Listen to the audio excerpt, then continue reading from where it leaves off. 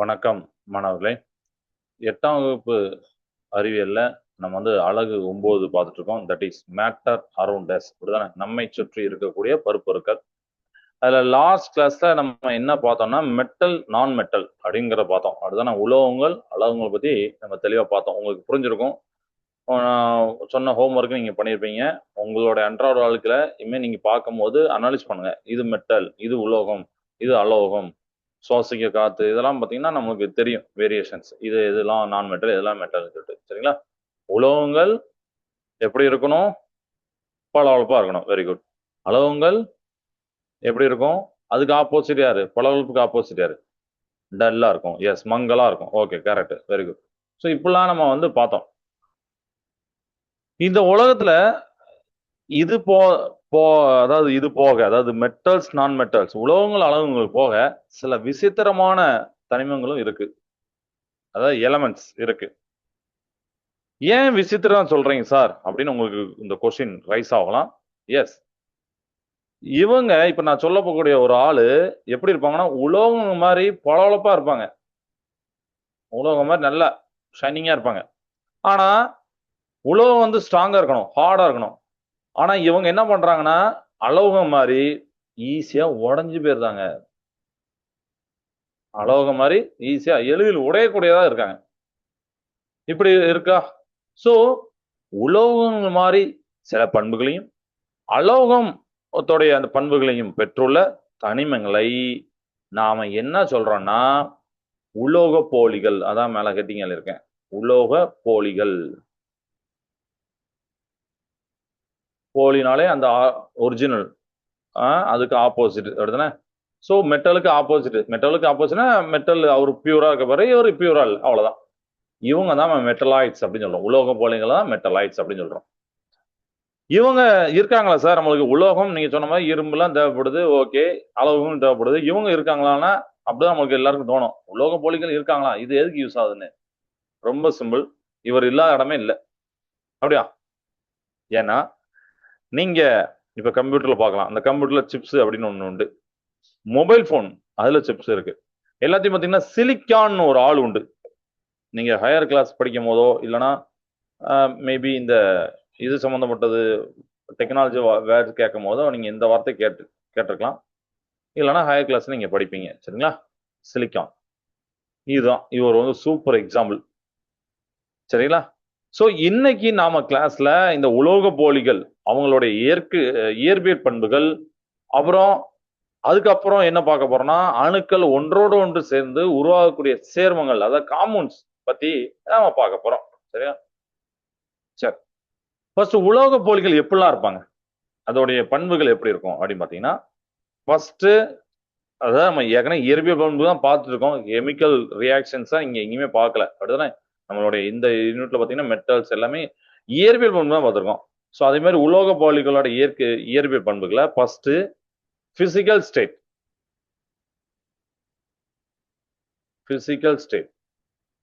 Physical state அப்படின்னா அது இருக்கக்கூடிய அந்த நிலை.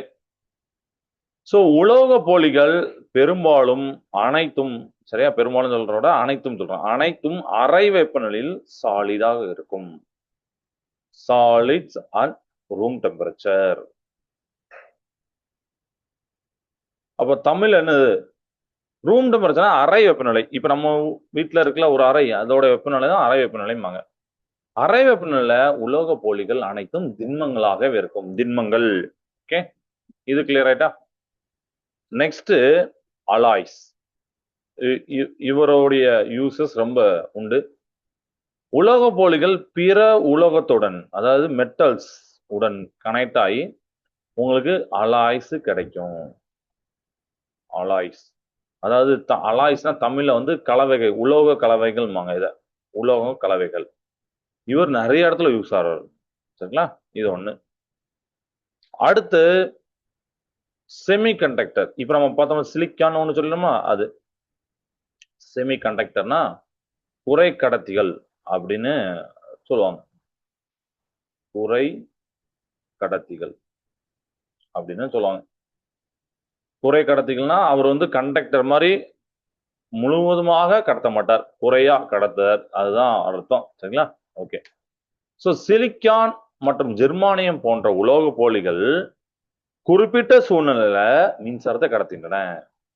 குறிப்பிட்ட சூழ்நிலை பர்டிகுலர் அந்த கண்டிஷன் ஏத்தாப்புல நம்ம தேவைப்படும், மற்ற டைம்ல தேவைப்படாது. எனவே இவை குறைக்கடத்திகள் செமிகண்டக்டர் என அழைக்கப்படுகின்றன. எலக்ட்ரானிக்ஸ் உலகமே பார்த்தீங்கன்னா இந்த செமிகண்டக்டர் நம்பி தான் இருக்கு. சரிங்களா? ஓகே, அது ரொம்ப இம்பார்ட்டன்ட் எலக்ட்ரானிக்ஸ்ல இதெல்லாம். ஸோ இதெல்லாம் நீங்க இதில் தெரிஞ்சுக்கலாம். குறைக்கடத்திகள் அதுல யூஸ் ஆகுது. இது போக சில பண்புகள் எப்படி இருக்குன்னா, பண்புகள் பயங்கள் எப்படி இருக்குன்னு பார்ப்போம். சிலிக்கான் வந்து சைன் போடுவாங்க. சிலிக்கான் வந்து பளபளப்பா இருக்கு, ஒரு உலோக பண்பு. ஆனா இப்போ உலோகத்துக்கு பார்த்தீங்கன்னா தகடாக விரியும் பண்பு இருக்கணும். டக்டிலிட்டி, மாலபிலிட்டின்னு பார்த்தோம், அதெல்லாம் இல்லை, இதுக்கெல்லாம் இருக்காது. சரிங்களா? தகடாக விரியும் பண்பு கிடையாது, கம்பியாக நீளும் பண்பு பெற்றிருப்பதில்லை. உலோகங்களை விட குறைந்த அளவே மின்சாரத்தையும் வெப்பத்தையும் கடத்துகின்றன. உலோகங்களை விட, மெட்டல்ஸை விட இவங்க குறைந்த அளவு மின்சாரம் தான் கடத்துறாங்க, குறைந்த அளவு வெப்பம் தான் கடத்துறாங்க. உலோகங்களுடைய இயற்பியல் பண்புகள் பெரும்பாலும் உலோகங்களை ஒத்தி இருக்கின்றன. பேர்ல வந்து உலோக போலிகள் வந்துடும். ஏன்னா நீங்க சம்டைம்ஸ் உங்களுக்கு டவுட் வரலாம், சார் அவர் உலோகமும் இல்லை அளவும் இல்லை, அப்ப அளவு போலிக்கும் சொல்ல முடியாது, ஏன் சார் உலோக போலின்னா பெரும்பாலும் அவருடைய பண்புகளும் உலோகத்தை சார்ந்தது இருக்கனால அந்த நேம் அதுக்கு வச்சிருக்காங்க. சரிங்களா? இப்போ அந்த டவுட்டும் உங்களுக்கு கிளியர் ஆயிருக்கும் நான் நம்புறேன். சரிங்களா? ஓகே. இப்போ இயற்பியல் பண்புகளை உலோகங்களை ஒத்து இருக்கும், நல்லா பார்த்துக்கோங்க. இயற்பியல் பண்புகள் அலோக பண்பு, அலோகங்களை எப்போ ஒத்து இருக்கும்னா வேதிய பண்புகளை. வேதிய பண்பு நமக்கு எப்போ வராது, அது கெமிக்கல் ரியாக்ஷன் வரும். அப்போ பார்த்தீங்கன்னா அலோக பண்புகளை பார்க்கறதுக்கு உலோகம் மாதிரி இருக்கனால பார்க்கறத வச்சு சொல்லும் போது உலோக போலிகள் அப்படின்னு கொடுத்துருக்காங்க. ஓகே, அதை ஞாபகம். அதுக்கப்புறம் பயங்கள் பார்த்தீங்கன்னா எலக்ட்ரான் டிவைசஸ்ல இந்த சிலிக்கான் யூஸ் ஆகும்னு சொல்லிட்டேன். அப்புறம் போரான், அவர் ஒரு மெட்டலாய்ட்ஸ், அவர் வந்து உலோக போலிகள், உலோக போலி. அவர் வந்து தொழிற்சாலையில, அதாவது பட்டாசு தொழிற்சாலையில யூஸ் ஆவார். போரான், போரான் அப்படி போட்டிருப்பாங்க. பட்டாசு தொழிற்சாலையிலும் ராக்கெட் எரிபொருளை பற்ற வைக்கும் பொருளாகவும் இதை பயன்படுத்துவாங்களாம், போரான. சரிங்களா? இது எல்லாமே மெட்டலாய்ட்ஸோடைய பண்புகள், உலோக போலியோட பண்புகள். ஓகே, இப்ப நம்ம அடுத்து இதை விட இன்னும் அடுத்த ஒரு இம்பார்ட்டன்டான டாபிக்ல போறோம். அது என்னன்னா சேர்மங்கள்,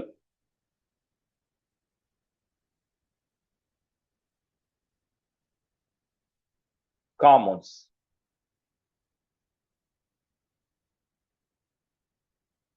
சேர்மம்னா ஒண்ணும் இல்லை, இப்ப இது வரைக்கும் நம்ம பார்த்தோம் ஒரே மாதிரியான அணுக்கள் உள்ளதுதான் தனிமங்கள். ஒன்றுக்கு மேற்பட்ட தனிமங்கள் சேர்ந்ததுன்னா அதுதான் சேர்மங்கள். சரிங்களா? ஒரே மாதிரி இருக்கும் தனிமங்கள். நம்ம கோல்டுல எடுக்கிறோம், தங்கத்துல எடுக்கிறோம், தங்கத்துல ஒரே மாதிரி அணுக்கள் தான் இருக்கும், சேம் கைண்ட் ஆஃப் ஆட்டம்ஸ் இருக்கும். So same kind of atoms இருக்கும்போது அவங்கள நம்ம என்ன சொல்றோம்னா தனிமங்கள் சொல்றோம், எலமெண்ட்ஸ் சொல்றோம். சப்போஸ் கோல்டு கூட ஒரு காப்பர், வேற நிக்கல், சும்மா ஒரு உதாரணம் சொல்றோம், வேற யாரோ ஒரு ஆளை சேர்க்கும் போது வேற வேற அணுக்கள் இருக்கும்போது அவங்கள தான் நம்ம சேர்மங்கள் அப்படின்னு சொல்றோம். சரிங்களா? இவங்களெல்லாம் ஒரு குறிப்பிட்ட மாஸ் ரேஷியோ அப்படின்னு சொல்லுவாங்க, அதாவது நிறை வேதி சேர்க்கையின் மூலமா இணைப்பாங்க. அது தூய பொருள் தான். சரிங்களா? இம்பியூர் சப்ஸ்டன்ஸ் கிடையாது, ஒரு பியூர் சப்ஸ்டன்ஸ் தான். சேர்மத்தோடைய பண்புகள் அவற்றின் பகுதி பொருட்களுடைய பண்புகளிலிருந்து முற்றிலும் வேறுபடும். உதாரணத்துக்கு நீங்க ஆக்சிஜன் ஓ அப்படின்னு இருக்குல்ல, இது ஆக்சிஜன். அப்புறம் ஹச்ன்னு இருக்கு, இது ஹைட்ரஜன். ஆனா இவங்க ரெண்டு பேரும் இப்ப நம்ம சுவாசிக்கல பாத்தீங்கன்னா O2 போடணும். ஓகே, இவங்க ரெண்டு பேரும் கனெக்ட் பண்ணும்போது இந்த மாதிரி ரேஷியோல ஜாயின் தானா, இதை பார்த்தாலும் தெரியும் வாட்டர், இதுதான் நீர். அப்போ நீர், அது இதுதான் சேர்மம், காம்பவுண்ட். கிளியரா? பாருங்க, தனித்தனியா இருக்காரு, இவருடைய தனித்தனியா இருக்கும்போது பண்புகளை வேற, சேர்மங்களா ஆன பிறகு அவங்களுடைய பண்பு கம்ப்ளீட்டா டிஃப்ரெண்ட் ஆகுது. இது மாதிரி H2O சொல்லலாம். அப்புறம் கார்பன் டை ஆக்சைடு, டெய்லி அன்றாட வாழ்க்கையில பைக்கு, காரு எல்லாம் புகை வெளியிட கார்பன் டை ஆக்சைடு. நாம வீட்டில் சாப்பிடக்கூடிய உப்பு NaCl, சோடியம் குளோரைடு, இதெல்லாமே சேர்மங்களுக்கான சில முக்கியமான எடுத்துக்காட்டுகள் நம்ம அன்றாட வாழ்க்கையில இருக்குல்ல இதெல்லாம். சரிங்களா? ஸோ ஒரு மூலக்கூறு, இதுல பார்க்க H2O சொல்றோம், ஒரு மூலக்கூறு நீரில் ஒரு ஆக்சிஜன் அணுவும் 2 ஹைட்ரஜன் அணுவும் கனெக்ட் ஆயிருக்கும், சேர்ந்திருக்கும் 1:2 அடிப்படையில. சரிங்களா? 1:2னா ஒரு ஆக்சிஜனும் 2 ஹைட்ரஜனும் அப்படி சேர்ந்தா இந்த கன அளவு விகிதத்துல சேருது. இல்லைன்னா இன்னும் மாஸ் ரேஷியோல பார்த்தீங்கன்னா 8:1 அப்படின்னு போடுறாங்க. அது நீங்க பின்னாடி படிப்பீங்க. ஆக்சிஜனோட நிறை 8, ஹைட்ரஜனோட நிறை 1 அப்படின்னு சொல்லிட்டு 8:1 நிறைவேத்துல இணைந்து காணப்படும். இதெல்லாம் இதுல நம்ம சொல்றோம். சரியா? இப்போ இந்த சேர்மங்கள்ல டைப்ஸ் இருக்கு. இதுலயும் டைப்ஸ் இருக்கு. எப்படின்னா சேர்மங்கள்ல நீங்க எங்கேருந்து எடுக்கிறீங்க, அந்த காம்பவுண்ட்ஸை எதுல இருந்து பெறப்படுறீங்க அப்படிங்கிறத வச்சு 2 வகையா பிரிப்பாங்க. ஸோ ஃபர்ஸ்ட் ஒண்ணு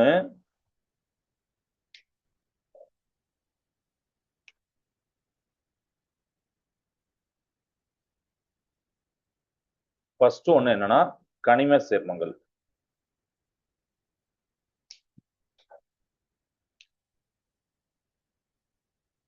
கனிம சேர்மங்கள். கனிம அப்படின்னாலே இன்ஆர்கானிக் அப்படின்னு சொல்லுவாங்க. Inorganic compounds. Inorganic compounds. Inorganic அப்படின்னா உயிரற்ற பொருட்கள் இருந்து அப்படின்னு அர்த்தம். பாறைகள், தாதுக்கள், ராக்ஸ், மினரல்ஸ் அதுல இருந்து இருக்கக்கூடிய சேர்மங்கள்ல தான் ஆர்கானிக் இன்ஆர்கானிக் காம்பவுண்ட்ஸ் அப்படின்னு நம்ம சொல்றோம். கிடைக்கப்பெற சேர்மங்கள் எடுப்பாங்களா? எஸ் எடுப்பாங்க. என்னன்னா சாக்கு. சாக்குனா இது வந்து சுண்ண கட்டி அடிமாங்க, இல்ல சுண்ணாம்பு கட்டி அடிமாங்க. சுண்ணாம்பு கட்டி இதுக்கு எக்ஸாம்பிள். அதுக்கப்புறம் நம்ம வீட்டுல இந்த பன்னுக்கெல்லாம் யூஸ் பண்ணுவாங்க ரொட்டி சோடா. ரொட்டி சோடா இங்கிலீஷ்ல பாத்தீங்கன்னா பேக்கிங் பவுடர்வாங்க. நீங்க மேபி சில பேர் வீட்டுல அந்த கேக்குக்கெல்லாம் வாங்கி வச்சிருப்பாங்க பேக்கிங் பவுடர். இது எல்லாமே ஒரு காம்பவுண்ட். இது எல்லாமே ஒரு காம்பவுண்ட். ஆனா சாதாரணமா இப்ப காம்பவுண்ட் சொல்ல மாட்டோம், இன்ஆர்கானிக் காம்பவுண்ட்ஸ் அப்படின்னு சொல்லுவோம். இது ஒரு டைப். ரெண்டாவது டைப் கரிம. கரிம சேர்மங்கள். இப்ப கனிம பாத்தீங்களா? ரெண்டாவது வந்து கரிம சேர்மங்கள். கரி. கரி அப்படின்னாலே கார்பன். கார்பன்னாலே நம்ம எல்லாருமே உயிருள்ள ஆட்கள் எல்லாருமே சுவாசிக்கிறது. அதுதான் எல்லாருமே அதை எடுக்கிறோம். காத்துல இருந்து அட்மாஸ்பியர்ல இருந்து கார்பன் எடுக்கிறோம். அதனால கரி அப்படின்னா நீங்க ஞாபகம் கார்பன். கார்பன்னாலே உயிர் உள்ளது அப்படிங்கிறத ஞாபகம். ஒரு ஹிண்ட் காண்டி. ஏன்னா ஏதாவது ஒன்னு இதை ஞாபகத்தீங்கன்னா இன்னொன்னு எழுதலாம். ஏன்னா நிறைய ஸ்டூடெண்ட் தப்பு விடுறீங்க. எப்படின்னா இன்ஆர்கானிக் அப்படின்னா கரிம, ஆர்கானிக்னா கனிம அப்படின்னு போட்டு வச்சிருவாங்க. இல்ல இப்படி ஞாபகம் கரி ஆர்கா இது கரினா கார்பன். கார்பன்னா உயிர் உள்ளது. உயிர் உள்ளது எல்லாமே கார்பன் சாப்பிட்றதுனால அப்படி நீங்க நீங்க உங்களுக்கு புரியுமா? உயிர் எல்லாமே சாப்பிட்றதுனால நம்ம ஆர்கானிக் காம்பவுண்ட்ஸ் அப்படிலாம் சொல்லிக்கலாம். ஸோ இதெல்லாம் இந்த கரிம சேர்மங்கள் எங்கேருந்து எடுப்பாங்கன்னா தாவரங்கள் மற்றும் விலங்குகள் போன்ற உயிருள்ள மூலங்களிலிருந்து எடுக்கிறது தான். போன்ற உயிருள்ள மூலங்களிலிருந்து எடுக்கும் சேர்மங்கள். எஸ் அதுக்கு எக்ஸாம்பிள் என்னன்னா புரதம், புரோட்டீன். அது ஒரு இதுதான் சேர்மம் தான். சரிங்களா? ஆனா என்ன சேர்மம்? அது வந்து கரிம சேர்மம், ஆர்கானிக் காம்பவுண்ட்ஸ். அதுக்கப்புறம் நம்ம சாப்பிடக்கூடிய சாப்பாடுல அதிகமா இருக்கக்கூடிய கார்போஹைட்ரேட் அது ஒரு சேர்மம். கார்போஹைட்ரேட் இதெல்லாம் இதுக்கு உண்டான எக்ஸாம்பிள்ஸ். சரியா? ஸோ இப்போ நீங்க டாபிக் எல்லாம் கிளியர் ஆயிட்டு. இப்போ நம்ம வந்து உங்களுக்கு வந்து நான் எலமெண்ட்ஸ் என்ன, அப்புறம் காம்பவுண்ட்ஸ் சேர்மங்கள் எப்படி இருக்கும் அப்படிங்கிறத நான் அனிமேஷன் மூலமா காமிக்கிறேன். ஸோ இந்த டாபிக்கை நல்லா அண்டர்ஸ்டாண்ட் பண்ணிக்கோங்க. சேர்மங்கள்னா என்ன, ஒரே மாதிரி எப்படி கனெக்ட் ஆகுது, இல்ல வேற வேற மாதிரி கனெக்ட் ஆனா எப்படி அப்படிங்கிறதெல்லாம் ஞாபகம் வச்சிட்டீங்களா? ஓகே. ஸோ இப்போ என்னுடைய ஸ்க்ரீனுக்கு நான் வந்து போறேன். ஒரே நிமிஷம்.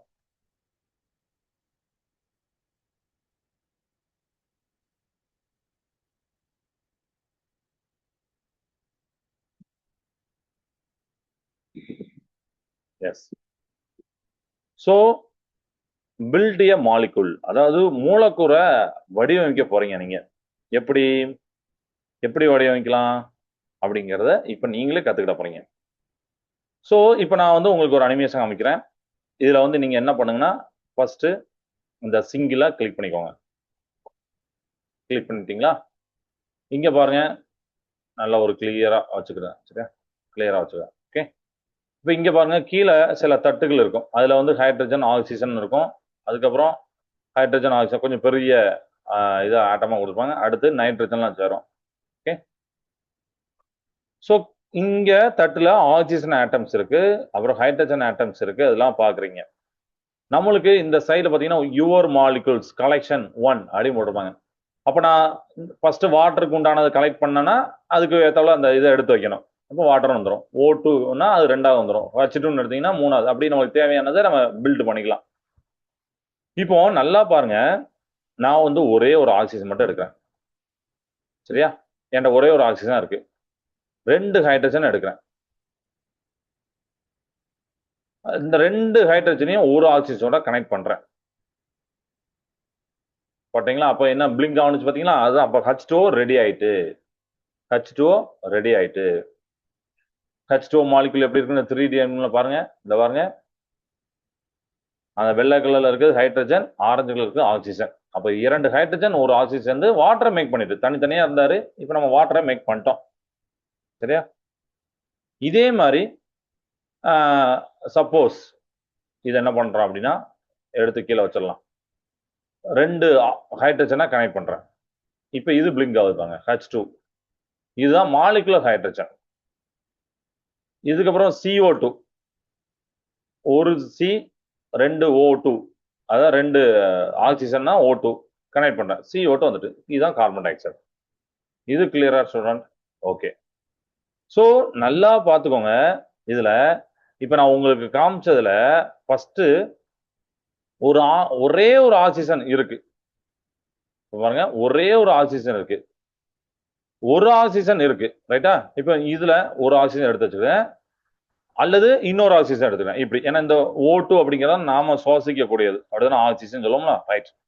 ஒரே ஒரு ஆக்சிஜன் ஆட்டம் இருந்தாலும் சரி, 2 ஆக்சிஜன் ஆட்டம் இருந்தாலும் சரி, அது எல்லாமே எலமெண்ட்ஸ், அது எல்லாமே தனிமங்கள்.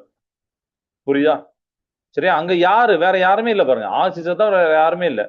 யாருமே இல்லாம ஒரே மாதிரி ஆட்கள் இருந்தா அவங்க தான் தனிமங்கள், அவங்க தான் எலமெண்ட்ஸ். அப்ப எலமெண்ட்ஸ் புரிஞ்சுதா? அப்ப H மட்டும்தான் எலமெண்ட்ஸ், C மட்டும்தான் எலமெண்ட்ஸ் தனிமங்கள் அப்படின்னு இங்க சொல்லிடலாம். இப்ப கிளியர் ஆயிட்டா? இந்த ஆக்சிஜன் கூட நம்ம ஹைட்ரஜன் சேர்க்கும் போதுதான் அவங்க சேர்மன் ஆகிறாங்க. இப்ப இந்த இடத்துக்கு போயிட்டு இந்த ஆக்சிஜன் கூட வேற ஆட்கள் சேர்றாங்க. 2 ஹைட்ரஜன் ஒரு ஆக்சிஜன், ஒரு ஹைட்ரஜனும் ஒரு CO பிரச்சனை இல்லை. ஆனா வேற ஆள் வந்துட்டாங்கனாலே அப்போ அவங்க காம்பவுண்ட்ஸ், அப்போ அவங்க சேர்மங்கள். அப்போ இங்க பாருங்க வாட்டர் நம்ம என்ன பண்ணிருக்கோம், அதே ஆக்சிஜன் கூட 2 ஹைட்ரஜன் ஆட்டத்தை சேர்த்திருக்கேன். 2 ஹைட்ரஜன் அணுக்களை சேர்த்திருக்கேன். அப்ப அவங்க மாறி H2O மாறுறாங்க. அப்ப 2 வெவ்வேறு குடும்பங்கள் ஒன்னா சேருது. ஆக்சிஜன் ஒரு குடும்பம், ஹைட்ரஜன் ஒரு குடும்பம். அவர் குடும்பத்தை எத்தனை பேர்னாலும் வரலாம். ஆனா அவர் வேற குடும்பம். அப்படி குடும்பங்கள் வேற வேற வேற குடும்பங்கள் ஒன்னா சேர்றதுதான் வேற வேற அந்த ஆட்டம் சேர்றதுல அதை சொல்றோம். வெவ்வேறு ஆட்டம் சேர்றதுதான் காம்பவுண்டு. இது கிளியரா ஸ்டூடெண்ட்? இதுல ஏதாவது டவுட் இருக்கா? இது கிளியரா? சரி. அப்போ எலமெண்ட்ஸை பத்தி உங்களுக்கு என்ன தெரிஞ்சிச்சு? காம்பவுண்ட்ஸை பத்தி தெரிஞ்சிச்சு. அப்போ காம்பவுண்ட்ல நீங்க ஒன்றுக்கு மேற்பட்ட ஆட்டத்தை இணைக்கிறீங்க. வேற வேற அணுக்களை, வேற வேற குடும்பத்தை, வேற வேற இத தனிமத்தில் உள்ள அணுக்களை எடுக்கிறீங்க. அடுத்து அணுக்களை எடுத்தீங்கன்னா இது வந்துடும். இதே மாதிரி இப்ப மல்டிபிள் நீங்க பார்க்கலாம். மல்டிபிள் அப்படின்னா இப்ப இது எப்படின்னா இப்ப 2CO2 இருக்கு, 2O2 இருக்கு. அப்போ இவங்களை எப்படி கனெக்ட் பண்ணுவோம்? 4H2O அப்படின்னு இருக்காங்கல்ல பாருங்க. இதுல வந்து வேற யாரா கனெக்ட் பண்ணிப்பாங்க. இப்ப 2NH3 அப்படின்னா 2 NH3 நீங்க இது பண்ணணும். அப்போ 2 NH3 அப்ப 2 நைட்ரஜன், ஒரு இதுல பாத்தீங்கன்னா 3 ஹைட்ரஜன் இருக்கணும். ஸோ ஹைட்ரஜன் இருக்கணுமா? அப்போ அடுத்த இதுல போவோம். ஸோ இங்க பாருங்க, எடுத்துடுவேன் ஹைட்ரஜன் வந்து 3 இணைக்கிறேன்.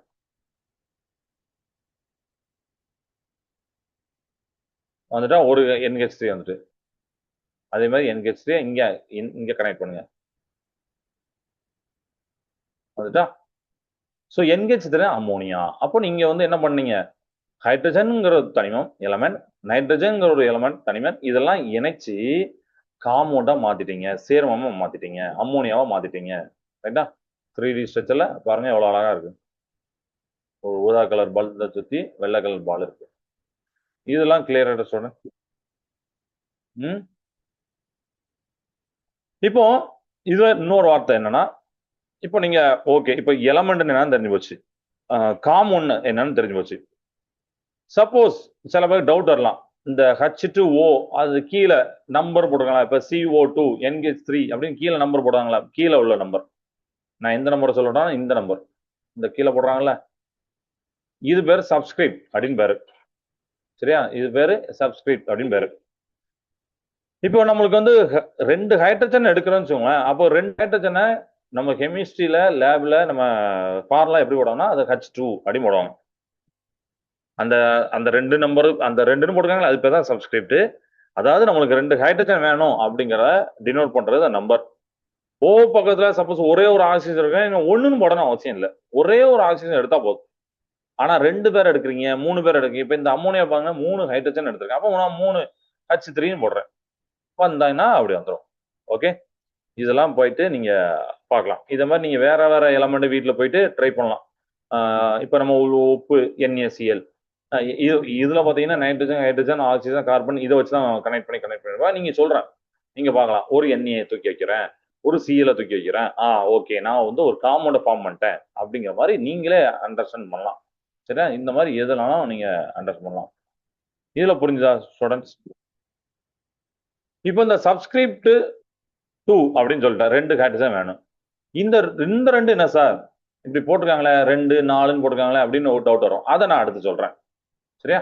கிளியர் பண்ணிக்கிறேன். இப்ப என்ன பண்ண போறேன்னா, இந்த 4 இந்த 2 இந்த 2லாம் என்ன? இதுக்கு பேர் தான் கோஎஃபிஷியன்ட். அதாவது தமிழ்ல பாத்தீங்கன்னா கெழு அடிமாங்க.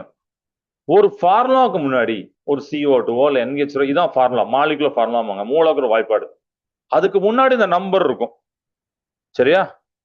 இப்போ சப்ஸ்கிரிப்ட்ங்கிறது ஒரு சிங்கிள் மாலிகுல். அதாவது நீங்க H2னா அந்த ஒரே மாதிரி ஆட்டத்தை 2 மட்டும் எடுக்கிறீங்க. கரெக்டா? அப்படிதானே? CO2 அப்படின்னா O, அதுல உள்ள O மட்டும் 2 மட்டும் எடுக்கிறீங்க அப்படிங்கன்னு பேரு. அதான் சப்ஸ்கிரிப்டோட வேலை. அதாவது சிங்கிள் மாலிகுல்ல இருக்கக்கூடிய ஆட்டத்தோடைய எண்ணிக்கை, அது ஆட்டத்தோடைய நம்பர். எத்தனை ஆட்டம் எடுக்கிறீங்க? 3 ஹைட்ரஜன் எடுத்தீங்கன்னா H3, 4 ஹைட்ரஜன் எடுத்தீங்கன்னா H4 அப்படின்னு போடுங்க. கரெக்டா? ஆனா கோஎஃபிஷியன்ட்ங்கிறது மொத்த காமனுடைய எண்ணிக்கை. அப்ப NH3ன்னு ஒரு காமன்னா நீங்க 2 மட்டும் எடுக்கிறேன். அதனாலதான் உங்களுக்கு இந்த ஸ்கிரீன்ல 2 மட்டும் போட்டு காமிச்சேன். இந்த ஒரு தடவை, இந்த ஒரு தடவை. அப்பனாதான் இது கரெக்ட். 2H NH3 போட்டுருக்காங்களா, அப்படி கரெக்ட். நீங்க ஒரே ஒரு மட்டும் போட்டீங்கன்னா தப்பு. ஏன்னா இங்க 2ன்னு வந்திருக்கு. அப்ப நீங்க ஒரே ஒரு மட்டும் தான் NH3 ஃபார்ம் பண்ணீங்கன்னா ஓகே, அதுக்கு இதுக்கும் தப்பு அப்படின்னு நம்ம முடிவு பண்ணிக்கலாம். அப்ப இப்போ தெரியுதா ஸ்டூடெண்ட்? இதுக்கப்புறம் உங்களுக்கு நீங்க எந்த ஃபார்முலா போட்டாலும் உங்களால கரெக்டா சொல்ல முடியும், எனக்கு நம்பிக்கை இருக்கு. ஓகே, புக்ல பாக்குறேன் 2னா ஓகே, அந்த காமன்ஸ் எத்தனை மட்டும் எடுக்க சொல்றாங்க. சப்ஸ்கிரிப்ட்ல 2 போட்டா அந்த கீழே போட்டிருப்பாங்களா, அந்த 2 போட்டீங்கன்னா ஓகே, அந்த ஒரு சிங்கிள் மாலிகுல எத்தனை ஆட்டம் எடுக்க சொல்றாங்க அப்படின்னு நீங்க இதுல இருந்து புரிஞ்சுக்கலாம். பாத்தீங்களா? நீங்களே காம்பவுண்ட் ஃபார்ம் பண்ணிட்டீங்களா? பாத்தீங்களா? H2O எதுனாலும் ஃபார்ம் பண்ணலாம். நம்ம அன்றாட வாழ்க்கையில CO2 இருக்கு அப்படின்னா, அப்போ CO2 அப்படின்னா என்ன பண்ணலாம்? ஒரு CO எடுத்து 2 O போட்டுறலாம். இப்போ CO-னா அது பேர் கார்பன் மோனாக்சைடு. அவர் இன்னும் கொஞ்சம் டேஞ்சரஸான கேஸ். இன்னொரு ஆக்சிஜன் இருந்தீங்கன்னா CO2 carbon monoxide, carbon di oxide அப்படியே வந்துடும். டைனா 2 3Dல இந்த மாதிரி இருக்காங்க. ஓகே, இதெல்லாம் உங்களுக்கு புரிஞ்சிருக்கும் அப்படின்னு நம்புறேன். ஓகே ஸ்டூடெண்ட்ஸ், அப்போ ஒரு சேர்மம் அப்படிங்கிறது ஒன்றுக்கு மேற்பட்ட தனிமங்கள் இணையறத நீங்களே பாத்தீங்க. அதுக்குன்னு ஒரு குறிப்பிட்ட ரேஷியோலாம் உண்டு. இப்ப சும்மா நம்ம சேர்க்க முடியாது. அது நம்ம அந்த டீட்டெயிலான இது பெரிய கிளாஸ் வரும். இப்போ உங்களுக்கு H2 2 ஹைட்ரஜன் ஒரு ஆக்சிஜன் சேர்ந்தது அப்படின்னு மட்டும் தெரிஞ்சு வச்சுக்கோங்க. ஓகே, வேற இதுல எல்லாமே உங்களுக்கு சொல்லிட்டேன். ஆக்சிஜன் ஹைட்ரஜன் அணுக்கள் சேர்றது, மூலக்கூறை வந்து நம்ம கம்ப்ளீட்டா ஃபார்ம் பண்றது, ஹைட்ரஜன் எடுத்து ஆக்சிஜன் கூட சேர்ந்து பண்ணி நம்ம வாட்டர் இது பண்ணது எல்லாமே பார்த்தோம். இப்போ நம்மளுடைய அன்றாட வாழ்க்கையில சேர்மங்கள் இப்ப H2O இருக்கு, இது மட்டும் தான் இருக்கா? உப்பு இது மட்டும் தான் இருக்கான்னா இல்ல, நிறைய இருக்கு. அது உங்க புக்லயே டேபிளா அழகா கொடுத்துருக்காங்க. இப்ப நம்ம நீர் வாட்டர்னு எடுக்கணும்னு வச்சுக்கோங்க, அது இப்பவுமே பார்த்தோம். அதுல பாத்தீங்கன்னா 2 ஹைட்ரஜன் இருக்கும். அதனால அது டை ஹைட்ரஜன் அடிப்பாங்க. டை ஹைட்ரஜன், டைனா 2. சரிங்களா? So di hydrogen mono oxide அடிப்பாங்க அதை. ஏன்னா மோனா அப்படின்னா 1ன்னு அர்த்தம். அப்ப அதுல ஆக்சிஜன் வந்து 1 இருக்கும். ஒரு ஆக்சிஜன் இருக்கும். அடுத்து நான் H2O அப்படிதானே போட்டோம். இது குடிநீரா யூஸ் பண்றோம். கரைப்பான் சால்வெண்டா யூஸ் பண்ணுவோம். சாதாரண உப்பு NaCl, இதுல 2 பேர். Na ஒரு ஆளு, Cl. Na sodium, Clனா chlorine. அது ரெண்டும் சேர்த்தும் போது குளோரைடு, சோடியம் குளோரைடு அப்படின்னு வரும். நம்ம அன்றாட வாழ்க்கையில முக்கிய பங்கு வகிக்கிறது மீன் இறைச்சி அதெல்லாம் வந்து கெட்டு போகாம இருக்கிறதுக்கு அது மேல அந்த உப்பை யூஸ் பண்ணுவாங்க, அதெல்லாம் உங்களுக்கு தெரியும்.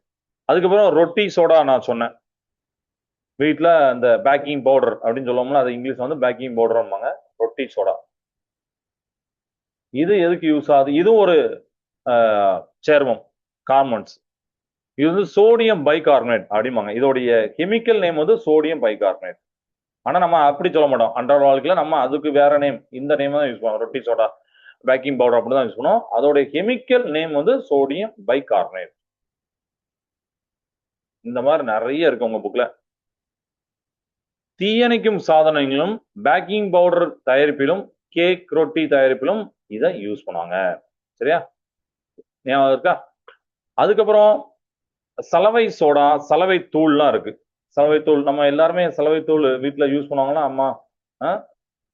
சலவை தூள், சலவை தூள்னா கால்சியம் ஆக்சி குளோரைடு அப்படின்னு இதை சொல்லுவாங்க. கால்சியம் ஆக்சி குளோரைடு, அதாவது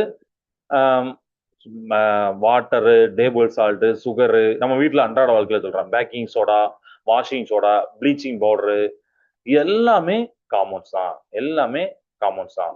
ஓகே, அப்ப சலவை தூள்னா அதோடைய கெமிக்கல் நேம், வேதி பெயர் என்ன? கால்சியம் ஆக்சி குளோரைடு. ஸோ இந்த கெமிக்கல் நேம் ரொம்ப முக்கியம் ஸ்டூடெண்ட், இதையும் கேட்பாங்க, அதையும் நீங்க ஞாபகம். கால்சியம் ஆக்சி குளோரைனா கால்சியம் ஆக்சிஜன் குளோரின் அப்படிங்கிற 3 பேர் கனெக்ட் ஆயிருக்காங்க. ரொட்டி சோடால சோடியம் பைகார்பனேட் அப்படிம்பாங்க. அப்ப சோடியம் பைகார்பனேட்னா சோடியம் இருக்கு, ஹைட்ரஜன் இருக்கு, கார்பன், அப்புறம் ஆக்சிஜன் இருக்கு, இதெல்லாம் இருக்கு. இப்போ அந்த சலவை தூள் சலவை தொழிலில் வெளுப்பானாகவும் கிருமி நாசினியாகவும் குடிநீர் சுத்திகரிப்புல யூஸும் பண்ணுவாங்க. இதெல்லாம் உங்க புக்ல உள்ள போட்டதை நீங்க பாத்துக்கோங்க. சரிங்களா, இது வந்து ப்ளீச்சிங் பவுடர் அப்படின்னு இங்கிலீஷ்ல போட்டிருப்பாங்க. ப்ளீச்சிங் பவுடர், கால்சியம் ஆக்சி குளோரைடு, கால்சியம் ஆக்சிஜன் குளோரின், இதெல்லாம் சேர்ந்தது ப்ளீச்சிங் ஏஜென்ட், டிஸ்இன்ஃபெக்டன்ட், இதெல்லாம் யூஸ் ஆகுதுல போட்டிருப்பாங்க. அதுக்கப்புறம் முக்கியமான இது என்னன்னா, தாமிர சல்பேட்டுக்கு ஒரு பேர் உண்டு, மயில் துத்தம், இரும்பு சல்பேட், ஃபெரஸ் சல்பேட், பச்சை துத்தம், அதை நீங்க ஞாபகம் எழுதி பார்த்துக்கோங்க. கந்தக அமிலம், அதோட இன்னொரு நேம் என்ன? விட்ரியால் எண்ணெய். Calcium sulphate, gypsum. Calcium sulphate hemihydrate, பாரிச்சாந்து, இந்த மாதிரிலாம் கெமிக்கல் நேம் இருக்கும். இதெல்லாம் பார்த்து எழுதிக்கோங்க, ரொம்ப ரொம்ப இம்பார்ட்டன்ட் அதெல்லாம். ஓகே, ஸோ பார்த்தீங்கன்னா இப்போ காப்பர் சல்பேட், தமிழ்ல வந்து தாமிர சல்பேட், ப்ளூ விட்ரியால் அப்படின்னு போட்டிருப்பாங்க, தமிழ்ல வந்து மயில் துத்தம். அப்ப நீங்க இங்கிலீஷ் உள்ளவங்க காப்பர் சல்பேட், ப்ளூ விட்ரியால் அப்படின்னு ஒரு ஒவ்வொரு 5 தடவை எழுதிக்கோங்க, அப்பதான் உங்களுக்கு ஞாபகம் இருக்கும். சல்பூரிக் ஆசிட்டுக்கு இன்னொரு பேரு ஆயில் ஆஃப் விட்ரியால் அப்படிம்பாங்க, விட்ரியால் எண்ணெய் அப்படிம்பாங்க, கந்தக அமிலத்தை. அதுக்கப்புறம் பொட்டாசியம் நைட்ரேட், அதை வந்து சால்ட் ஃபிட்டர் அப்படின்னு சொல்லியிருப்பாங்க. பச்சை துத்தம், கிரீன் விட்ரியால், அது வந்து இரும்பு சல்பேட், ஃபெரஸ் சல்பேட் அப்படிங்கன்னா சொல்லியிருப்பாங்க. அதையும் நீங்க பாத்துக்கோங்க. மோர் டு நோ உங்க புக்ல போட்டிருப்பாங்க, அதையும் தெரிஞ்சுக்கோங்க. அது நம்ம புக்லாம் எக்ஸாம்ல கேட்க மாட்டாங்க அப்படிலாம் நினைக்கிறீங்க. மோர் டு நோ அப்படின்னாலும் அதை நீங்க எக்ஸ்ட்ரா தெரிஞ்சுக்கிறது உங்களுக்கு ஹையர் கிளாஸ் நல்லது. ஓகே ஸ்டூடெண்ட், ஓகே, இப்போ நீங்க வந்து உங்களோட சயின்ஸ் நோட்டை எடுத்துக்கோங்க. 5 வார்த்தை டிக்டேஷன் வார்த்தை சொல்றேன், நோட் பண்ணிக்கோங்க. ஃபர்ஸ்ட் வார்த்தை உலோக போலிகள், மெட்டலாய்ட்ஸ். ஃபர்ஸ்ட் வார்த்தை உலோக போலிகள், மெட்டலாய்ட்ஸ். ரெண்டாவது சேர்மங்கள், காம்பவுண்ட்ஸ். ரெண்டாவது சேர்மங்கள், காம்பவுண்ட்ஸ். மூணாவது ஆர்கானிக் காம்பவுண்ட்ஸ். நாலாவது இன்ஆர்கானிக் காம்பவுண்ட்ஸ். அப்படியே போட்டுக்கோங்க. அதாவது உலோக போலிகள், சேர்மங்கள், கனிம சேர்மங்கள், கரிம சேர்மங்கள், metalloids, inorganic compounds, inorganic compounds, organic compounds. இன்னொரு வார்த்தை செமி கண்டக்டர்ஸ், அதையும் எழுதிக்கோங்க. செமி கண்டக்டர், குறைக்கடத்திகள். இந்த மாதிரி 5 வார்த்தை எழுதிக்கோங்க. எழுதி போட்டோ எடுத்து அனுப்பணும், கண்டிப்பா அனுப்பணும். என்ன? உலோக போலிகள், சேர்மங்கள், கனிம சேர்மங்கள், கரிம சேர்மங்கள், குறைக்கடத்திகள். இங்கிலீஷ் தமிழ் உள்ளவங்களுக்கு இங்கிலீஷ்ல metalloids, compounds, inorganic compounds, organic compounds, semiconductor. நீங்க எழுதுனதை வெரிஃபை பண்ணிக்கோங்க. சரிங்களா? ஓகே, இதெல்லாம் நோட் பண்ணிக்கோங்க. ஸோ என்ன ஹோம்ஒர்க் அப்படின்னா, வீட்டுக்கு போயிட்டு உலோக போலிகளை பத்தி 2 லைன்ல நீங்க எழுதணும். அதுக்கப்புறம் அதுக்கு 3 எடுத்துக்காட்டுகள் எக்ஸாம்ல எழுதணும். சரிங்களா? உலோக போலி, மெட்டலாய்ட்ஸ் அப்படின்னா என்ன அப்படின்னு எழுதிட்டு 3 எக்ஸாம்ல எழுதணும். உங்க புக்ல பார்த்து நீங்க அந்த 3 எக்ஸாம்ல என்ன, சப்போஸ் எனக்கு இது போக நிறைய எக்ஸாம் ஒரு 5-6 எக்ஸாம் தெரிஞ்சு வச்சுக்கணும்னு ஆசைப்படுறீங்கன்னா நெட்ல பாருங்க. மெட்டலாய்ட்ஸ்ல எல்லாம் இருக்கு, நிறைய இருக்கு. நீங்க நெட்ல பார்த்து அதை கூட எழுதி வைக்கலாம். இதுதான் உங்களுடைய ஒரு ஹோம்ஒர்க். வேற எதுவும் டவுட் இருக்கா ஸ்டூடெண்ட்ஸ்? இது அந்த ஹோம்ஒர்க் எழுதி அதை போட்டோ எடுத்து அனுப்பணும். அந்த ப்ரொசீஜர் உங்களுக்கு தெரியும், அதை அனுப்புங்க. டவுட் இல்லைங்களா? சரிப்பா, கிளாஸ் நேசத வாழ்க பாரதம், வெல்க தமிழகம். நன்றி, வணக்கம்.